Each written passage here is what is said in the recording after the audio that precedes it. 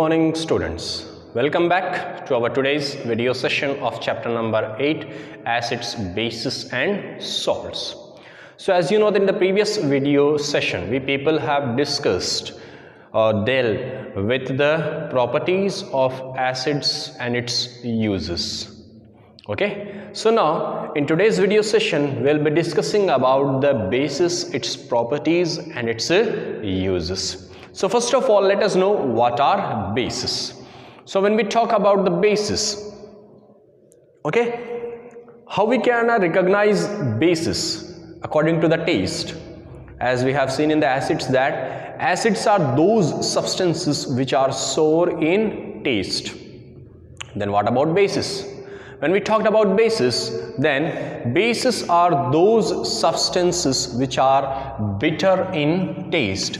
So I can say that bases are bitter in taste. वो कड़वे होते हैं. They are bitter in taste. At the same moment, they are slippery in the touch. That means soft and slippery. That means when you are touching your soap, how it is? Slippery, soft. So they are slippery and soft in touch. Okay, so bases are bitter in taste as well as they are soft and slippery in the touch. Then how gonna we recognize when we don't know that whether the solution given is acid or base? Then we're gonna use our litmus paper or our indicators.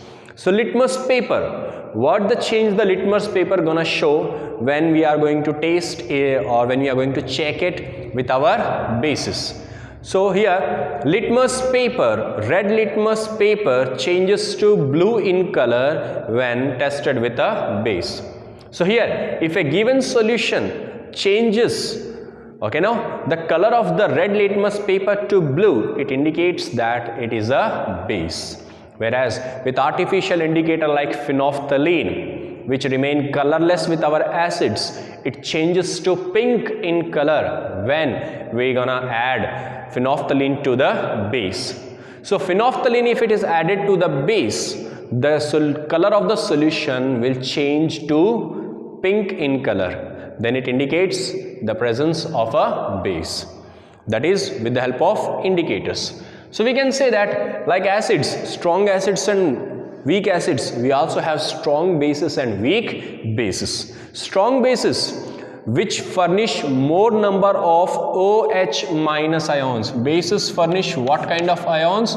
OH minus ions in their aqueous solutions. It means when we gonna add base to the water, okay, no, then it furnishes large number of OH minus ions. So I can say that bases furnish large or more amount of OH minus ions.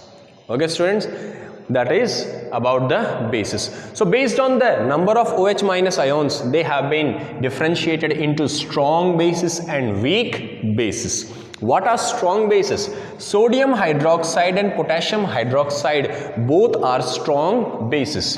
NaOH, sodium hydroxide, KOH, potassium hydroxide. These two are strong bases. Potassium hydroxide is commonly known as caustic soda. हम इसे caustic soda भी कहते हैं. We call it caustic soda. Whereas potassium hydroxide we call it as caustic potash. क्या कहते हैं इसको? Caustic potash. That is for the potassium hydroxide. In common, they both are known as parlance. P-A-R-L-A-N-C, parlance. That means both caustic soda and caustic potash are commonly known as parlance. Okay, so these are strong bases. It means they're gonna damage and they're gonna burn our skin if they falls on our skin. So it means they are also corrosive in nature. As they are strong bases, they can damage and they can burn our skin. So therefore we need to be very careful, okay, now while handling caustic soda and caustic potash or the strong bases like sodium hydroxide and potassium hydroxide. Okay, then we also have the weak bases like calcium hydroxide, CaO OH taken twice, magnesium hydroxide MgOH taken twice, ammonium hydroxide NH4OH. Okay, that is, these three are the weak bases and ammonium hydroxide is the weakest base. ये सबसे कमजोर base होता है, weakest base होता है. Okay, now, and they are the strongest bases. So these are the weak bases. It means here they will give less number of OH minus ions in their aqueous solutions. So here there is no problem when we are handling these weak bases because they cannot damage or cannot burn our skin. Okay, that is about the bases. Now let us talk about the properties of bases. So as I told you that bases are bitter in taste and secondarily they are slippery to touch. Slippery होते हैं touch में. Secondary, they turn our red litmus paper into blue. Red litmus paper will change into blue. And these metallic oxides, when any metal reacts with oxides, metallic oxide. Any metal reacts with water, metal hydroxide. Any metal reacts with carbonate, metal carbonate. Reacts with bicarbonate, metal bicarbonate. All these metallic oxides, hydroxides, carbonates and bicarbonates, they all are bases or they are basic in the nature.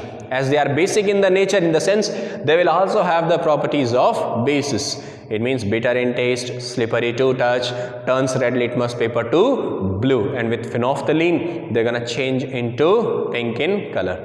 Okay, now, so they are basic in the nature, as we are saying. Now, as we told you that these strong bases are corrosive in nature. That means they can burn our or damage our skin. Other than that, these bases also conduct electricity. That means they are also good conductors of electricity because ion formation is noticed over here. They are also forming the ions. So where there is formation of ions, there is also conduction of electricity. So they are good conductors of electricity. Then they're gonna react with acids. That means base will react with acid. This type of reaction is known as neutralization reaction. Why neutralization? Because when acid and base are reacting, they will form salt, okay, no, and water. That means they're gonna react with water. Got it? Like potassium hydroxide reacts with hydrochloric acid and it forms potassium chloride and water. Okay, so this also known as neutralization reaction. As I given you, phenolphthalein, okay, gives what type of color? Pink color when it is reacted with a base. Now, the bases which are soluble in water, I am saying the bases which are soluble in water or which gets dissolved in water, they are known as alkalis. What they are? Alkalis. A-L-K-A-L-I-S. Alkalis. Because they gets dissolved in water like potassium hydroxide and sodium hydroxide. But still there are also bases which are partially soluble or insoluble in water. Okay, no?